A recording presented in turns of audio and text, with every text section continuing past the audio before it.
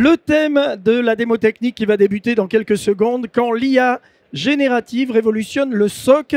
Et pour animer cette démo, nous avons deux personnes que j'ai le plaisir de recevoir. Monsieur Philippe Gillet, cofondateur de Gatewatcher, et Monsieur Xavier Rousseau, Solution Architect, directeur chez Gatewatcher, bien sûr.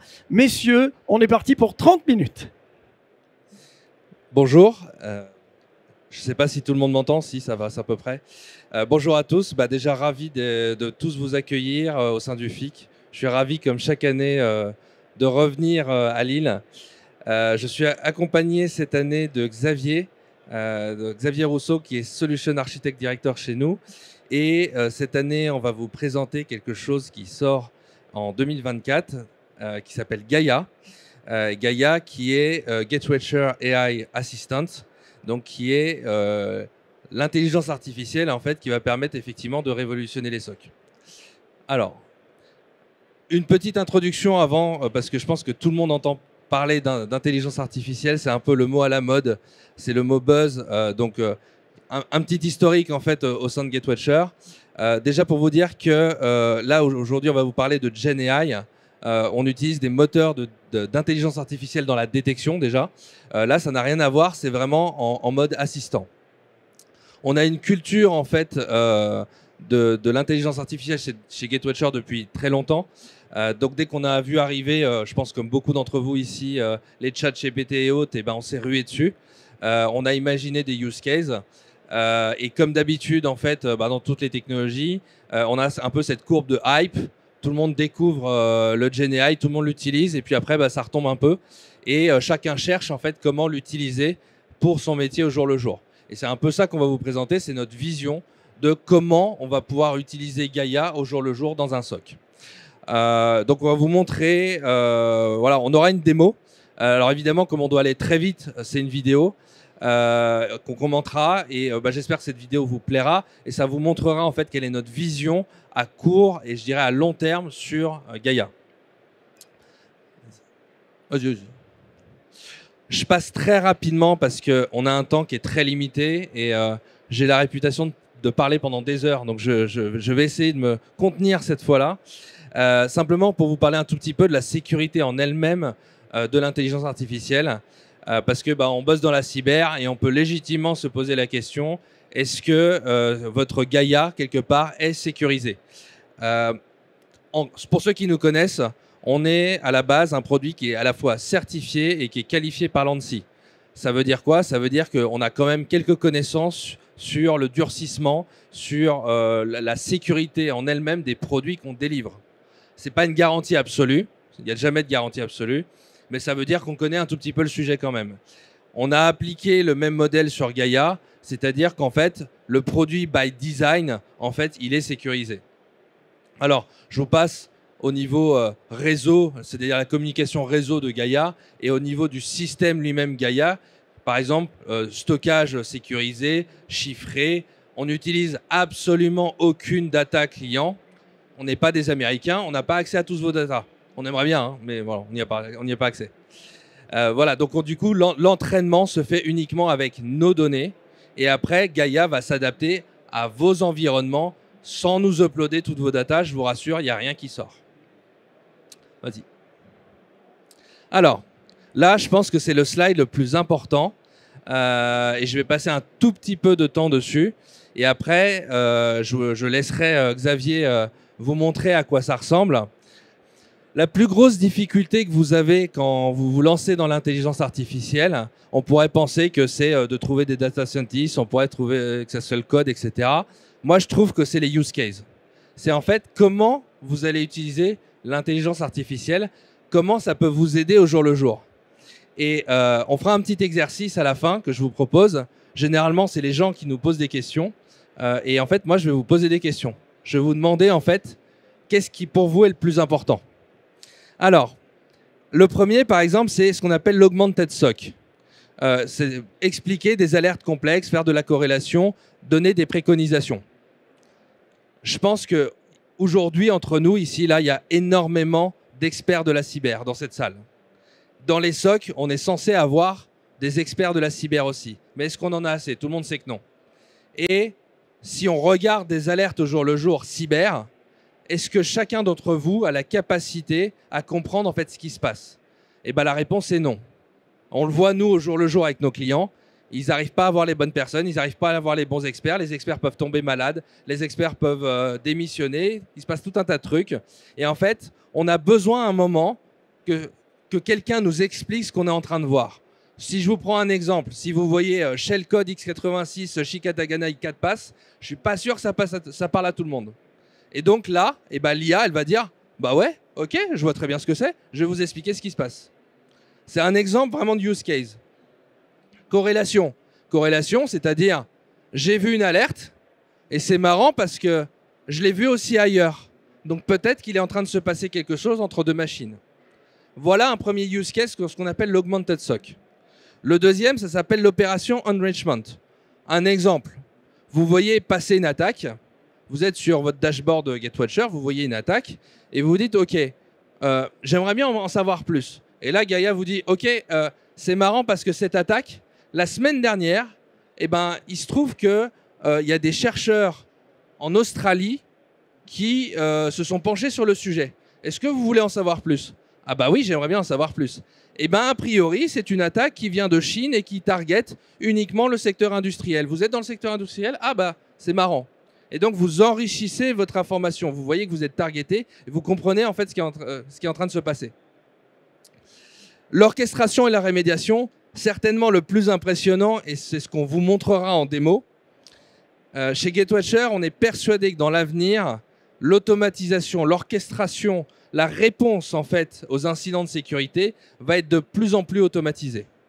Et donc ça, en fait, l'intelligence artificielle, elle est vraiment faite pour ça. C'est-à-dire que, imaginez un cas d'usage, vous avez un phishing qui passe, tous les filtres anti-phishing, ils n'ont rien vu, et GetWatcher vous dit, j'ai vu un lien dans un mail, il est bizarre, moi je vous conseille d'investiguer dessus. Et là, la personne qui est derrière l'écran dit « Ok Gaïa, mais est-ce que tu peux regarder un peu plus amplement sur le lien ce qui se passe ?» Ah oui, j'ai regardé. Je suis allé sur Virus Total par exemple et j'ai vu que ce lien, c'est sûr, c'est un lien de phishing. Il y a 3 acteurs qui l'ont identifié comme du phishing. Ah, est-ce que tu peux me dire qui est touché en interne? Ah oui, bien sûr. Il y a 25 mails qui ont été envoyés avec ce lien et donc il y a 25 utilisateurs potentiellement touchés. Ok Gaïa, est-ce que tu peux te connecter à Office 365 et directement mettre ces mails en quarantaine? Ok, pas de problème, je mets ces mails en quarantaine et je vous laisse les analyser tranquillement. Voilà. C'est un cas d'usage concret d'action-réaction en fait. On peut le faire, on peut l'imaginer sur Office 365, on peut l'imaginer aussi sur les firewalls, sur les EDR. Je vais vous prendre un exemple. Je vois un malware qui passe. Ok Gaïa, est-ce que tu peux identifier ce malware? Ah oui, c'est un malware, c'est connu, c'est Logbit, c'est une nouvelle variante. Malheureusement, je ne suis pas sûr que l'antivirus ait réagi sur le poste de travail. Ok, est-ce que tu peux faire quelque chose, Gaïa? Oui, je peux mettre le poste de travail en quarantaine. Et je préconiserais de mettre une règle sur le firewall pour bloquer tout le trafic de cette machine directement. Voilà. Ça, typiquement, c'est ce qu'on va vous montrer. C'est possible. Alors, je pourrais encore parler des heures sur ce qu'on appelle l'interactive assistant. Par exemple, sur du troubleshooting, vous avez un moment un produit, vous voulez voir pourquoi il y a certaines trames réseau qui ne passent pas, pourquoi il y a certains trafics qui sont vus, etc. Vous pouvez poser la question à Gaïa.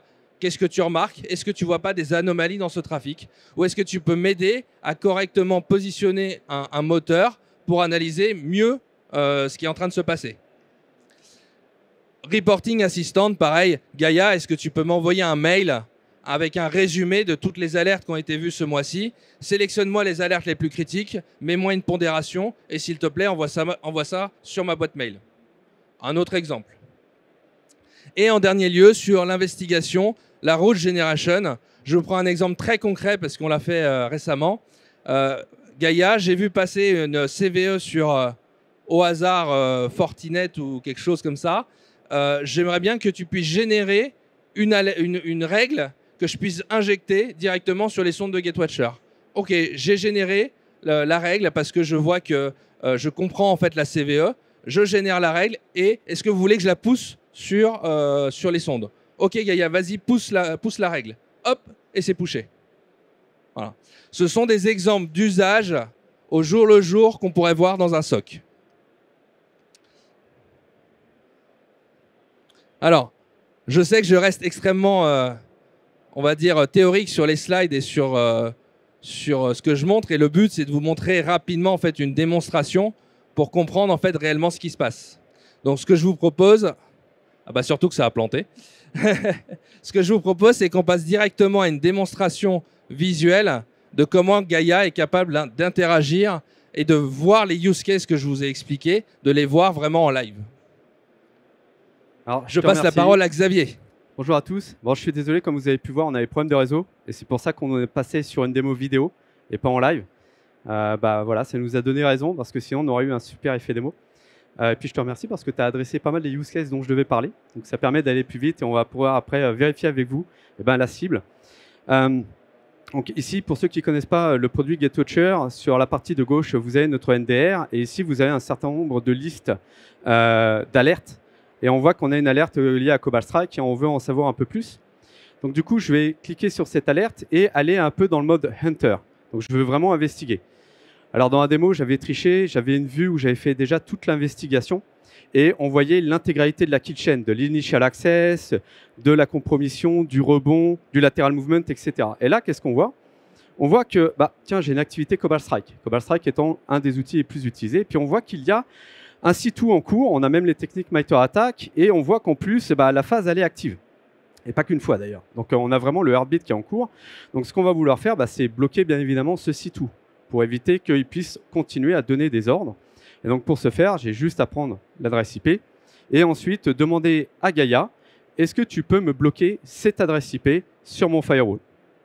Donc là, typiquement, on va lui poser cette question, bloque-moi cette adresse IP.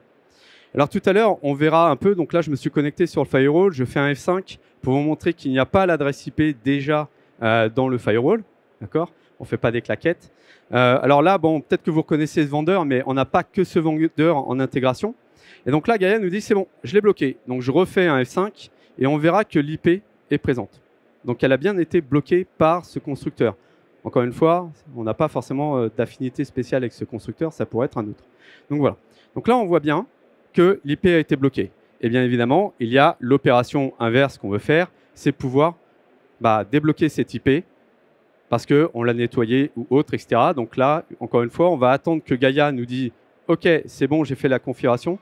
Alors, on dit beaucoup « Ok » depuis tout à l'heure, promis, ce n'est pas sponsorisé par Google. Mais voilà, là, on va voir que l'IP, elle sera plus présente. C'est une mauvaise habitude qu'on a.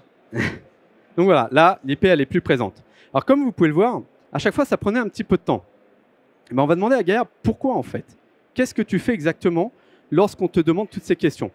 En fait, comme Philippe vous l'a expliqué, la partie sécurité est très importante pour nous et Gaia n'a pas vos données. C'est-à-dire qu'elle n'a pas les credentials pour se connecter au firewall, à votre DR, à n'importe quelle solution. On va passer par un équipement tiers, un élément tiers. Vous pouvez le voir comme un bastion. Et si vous avez déjà un bastion, ça s'intégrera à votre bastion, qui fait que Gaia n'a pas connaissance de vos informations personnelles. Et ça, c'est primordial. D'accord?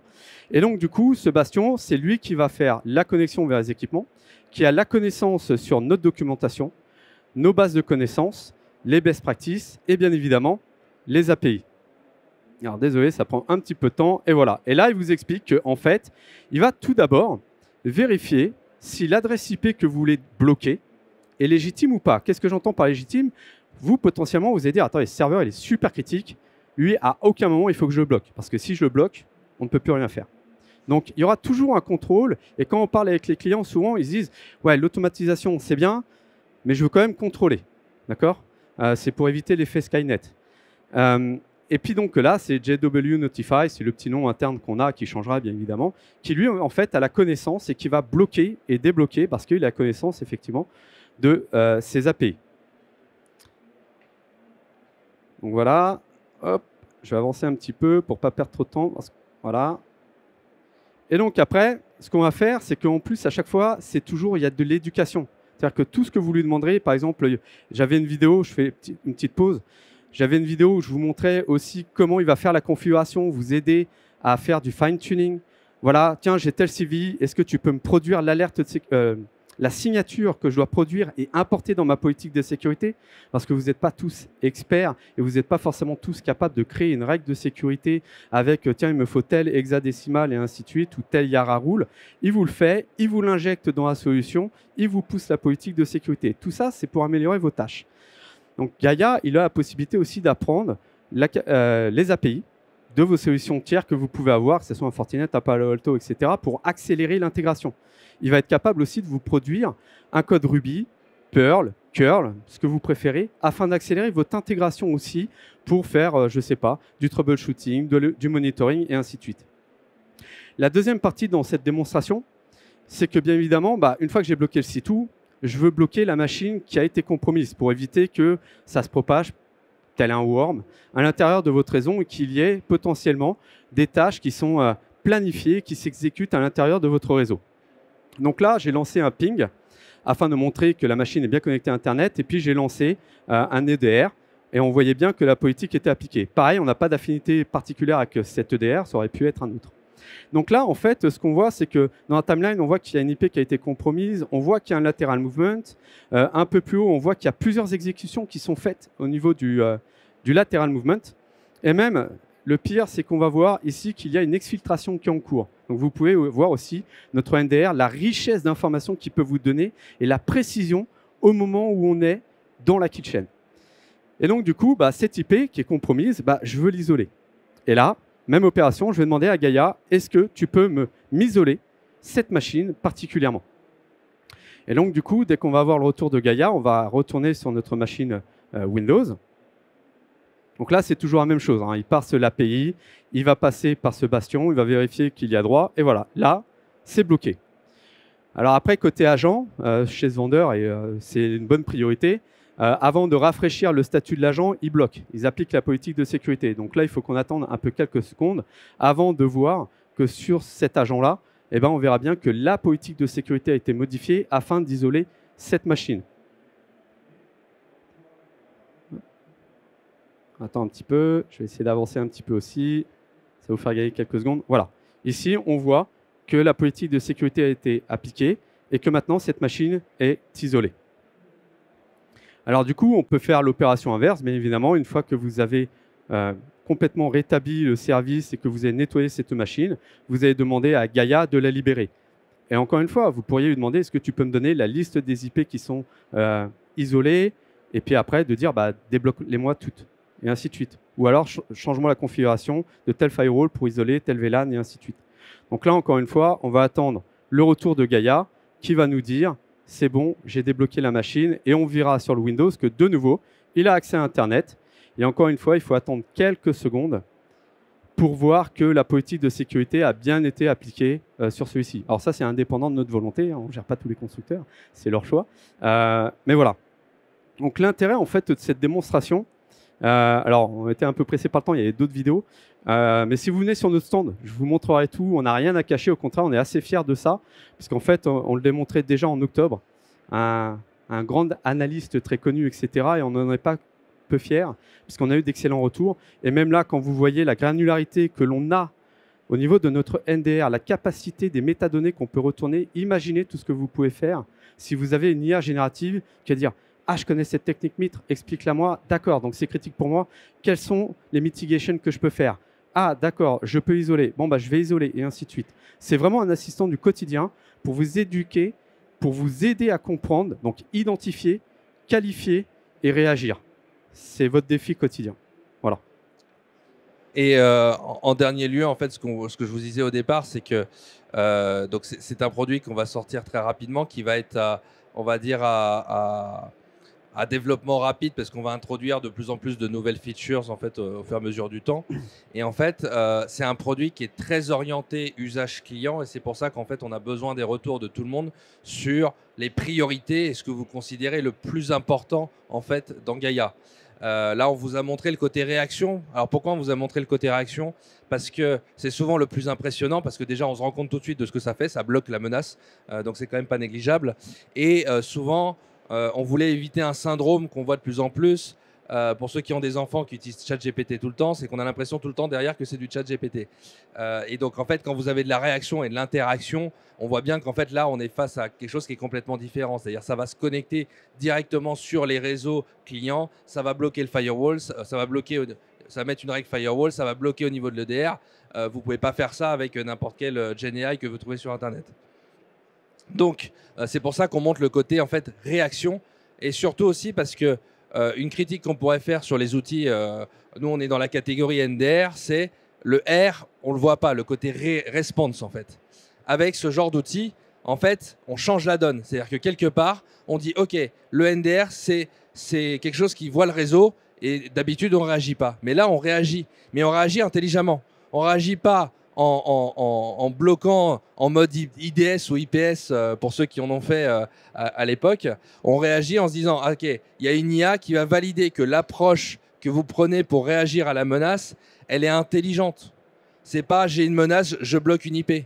C'est j'ai une menace, je l'analyse, je la comprends et je vais prendre une réaction qui est potentiellement multivecteur. Ça peut être blocage firewall, ça peut être blocage proxy, ça peut être blocage de la machine. On n'est pas dans un truc bête et méchant comme à l'époque. Et donc ça, on pense en fait que ça peut changer la donne. Mais ceci dit, j'en reviens à ce que je disais au début, c'est qu'on veut tous vous mettre à contribution dans cette salle pour nous dire, voilà, moi, l'usage premier que j'en ferai, ça peut être la réaction, mais ça peut être autre chose, ce que je vous ai montré au début. Donc si tu peux peut-être revenir sur... Non, il a planté sur le slide. Bon, c'est pas grave, hein, sinon je peux passer le micro... je pourrais passer le micro. J'en ai terminé là. En fait, je vais vous passer le micro. Si vous avez justement des use cases, n'hésitez pas à nous en parler, à lever la main. Je vous passe le micro et vous me dites pour vous qu'est-ce qui est le plus important. Je vous remercie. Merci à vous. Messieurs, merci beaucoup. Alors effectivement, éventuellement, on a l'interactivité que vous avez proposée. Maintenant, s'il y a des questions également, comme on a encore quelques minutes, n'hésitez pas à les poser. C'est le moment, c'est le moment. Il y a une question ici. J'arrive tout de suite.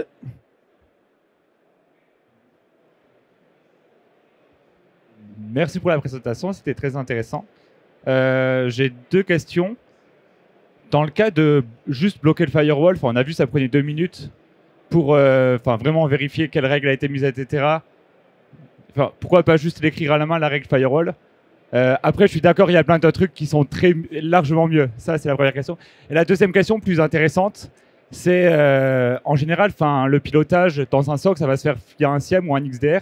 Est-ce que vous avez pensé à pouvoir utiliser Gaia via des solutions tierces, par exemple? Oui, alors bien évidemment. Alors, pour répondre à la première question, alors oui, quand on est un expert technique, on a l'habitude de faire des règles firewall tous les jours.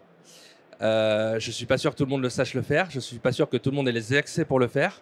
Et je ne suis pas sûr que tout le monde connaisse toutes les technologies firewall qui existent. Donc l'IA là-dessus, honnêtement, on a demandé à tous les clients, ils nous disent si ça, je peux éviter de prendre l'expert qui gère le firewall, qui connaisse les technologies, etc. et qui évite l'erreur humaine, c'est pas mal. Donc je pense que c'est pas négligeable. Maintenant, on a fait un exemple simple où c'est juste l'injection d'une règle firewall. La réaction à une menace, c'est pas juste ça. Ça peut être écrire direct firewall, ça peut être bloqué au niveau du proxy. Voilà, on est dans un truc un peu plus complexe. Donc voilà, faut le voir pas juste comme une démonstration, faut le voir comme quelque chose de beaucoup plus large, mais ce qui change rien pour Gaia. La deuxième question sur la partie XDR, la partie SIEM, etc. Oui, moi je suis d'accord, mais en fait, l'idée c'est que chacun des clients avec ses partenaires a une approche différente. Au citier XDR, tout le monde n'est pas au XDR encore, et ceux qui vont y aller, ils vont y aller progressivement avec des briques peut-être technologiques différentes. Par ailleurs, il y a des clients qui font pas tout eux-mêmes et qui vont prendre ce qu'on appelle un MSSP. Ce MSSP, il va être très content d'économiser des SOC niveau 1 et niveau 2 qui toute la journée se paluchent des logs, excusez-moi du terme, et ont les yeux qui commencent à dérailler. Ils sont très contents qu'une IA le fasse.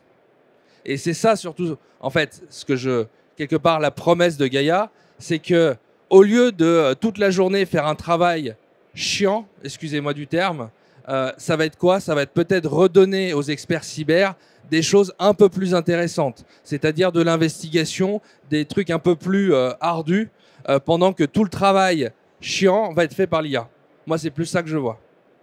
Donc oui, ça s'adapte au XDR, c'est capable de taper dans la plupart des XDR, et là on l'a montré pour Fortinet qui fait d'ailleurs du XDR, on l'a montré pour Sentinel-One qui fait d'ailleurs du XDR, et on pourrait le montrer pour tout un tas de produits de XDR.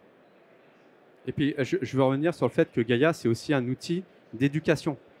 C'est-à-dire que quand vous allez avoir une alerte, que vous allez avoir le PK ou le PowerShell ou le binaire, il y a peu de gens qui sont capables de faire du reverse. Si vous-même, vous pouvez dire, et Gaia le fait, et ça faisait partie d'une autre vidéo, donc je vous incite à venir sur le stand, mais qui vous dit ce PowerShell, il est malveillant parce qu'il appelle tel commandelet avec tel paramètre, et que ce paramètre, normalement, il est utilisé comme ça et pas comme ça, donc c'est pour ça qu'on reconnaît comme malveillant, c'est un plus, c'est vraiment énorme. Parce que tout le monde n'a pas le temps de faire cette investigation, cette culture générale au quotidien. Ça prend du temps, vraiment. Donc c'est un peu comme une Purple. Voilà, une dernière question, puisqu'on est un peu timé. Bon, merci pour la présentation. Alors, je vais essayer d'en passer deux questions. Double question. Pour les cas extrêmes, en fait. Alors, même si je ne suis pas forcément fan, mais pour les cas extrêmes, est-ce qu'il y a de la rémédiation automatisée qui sera possible? Et la deuxième question, c'est que je n'ai pas forcément compris le lien avec le bastion. Qui se connecte à qui? On passe par le bastion qui s'y connecte, ou c'est Genia qui se connecte directement aux équipements de sécurité pour faire la rémédiation? Je vais répondre à la première question. Je pense que c'est 100% adapté au cas extrême. Je vais prendre un exemple très concret, c'est qu'aujourd'hui, on travaille, nous, particulièrement avec les hôpitaux. Les hôpitaux, c'est quoi? C'est des gens qui n'ont pas d'argent pour la cyber.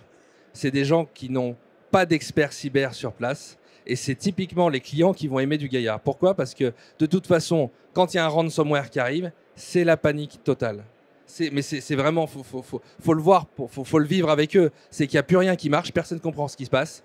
En fait, c'est la panique. Voilà. Et donc, ce cas extrême-là, on ne le veut plus en France, on l'a vu. On ne le veut plus avec les JO, par exemple. C'est, OK, un ransomware arrive, ça y est, il commence à délivrer sa payload, il commence à agir. Et bien là, Gaia peut réagir automatiquement et contenir la menace le plus longtemps possible. En attendant que derrière, des experts arrivent et se disent, OK, la menace est contenue, comment je fais pour désinfecter progressivement jusqu'à ce qu'il n'y ait plus rien. Donc je pense que c'est complètement adapté justement à des cas extrêmes et je pense que rapidement, j'aime pas dire ça, mais on en aura et on va vraiment voir que ça va aider.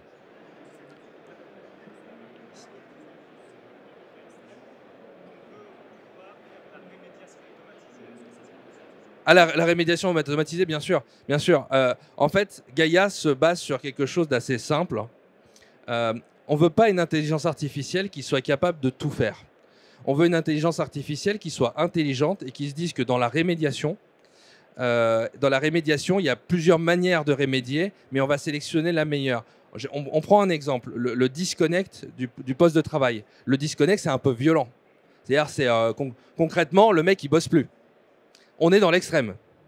On peut être un peu plus granulaire, c'est-à-dire, j'ai vu un binaire passer, j'empêche l'utilisateur de cliquer dessus et en fait le binaire ne s'exécutera pas. Ou ça peut être, j'ai vu une DLL qui a été loadée en mémoire suite à un clic de souris, je déload la DLL. Voilà, c'est graduel. C'est ça le principe de l'IA aussi, c'est d'être graduel dans la réponse. Et juste pour la deuxième question. Ouais, je vais faire rapide. Alors j'ai utilisé le mot bastion, c'est pour vulgariser, pour que tout le monde puisse comprendre. J'ai vu plusieurs personnes qui hochaient la tête sur bastion. C'est que tout le monde connaît le bastion, qui est justement d'éviter qu'un tiers connaisse les credentials et que le jour où il part, c'est réglé. Là, c'est un peu la même histoire, c'est un peu la même philosophie, mais c'est pas un bastion en tant que tel. À l'époque, quand on avait commencé à le faire, on n'avait pas un outil qui s'appelle Reflex, qui va bientôt sortir, qui fait de l'orchestration pure. Et en fait, on va avoir cet outil intermédiaire qui va connaître votre contexte. Donc, ce ne sera pas forcément l'IP, ce sera dire, tiens, est-ce que tu peux mettre sur le firewall de ma DMZ, le firewall de mon cœur de réseau? Il y aura des petits noms, vous pourrez mettre des labels. Mais voilà, j'ai utilisé l'analogie du bastion pour expliquer la philosophie, pour expliquer, non, Gaia ne connaît pas vos credentials. C'est tout. Voilà. Merci encore. Merci.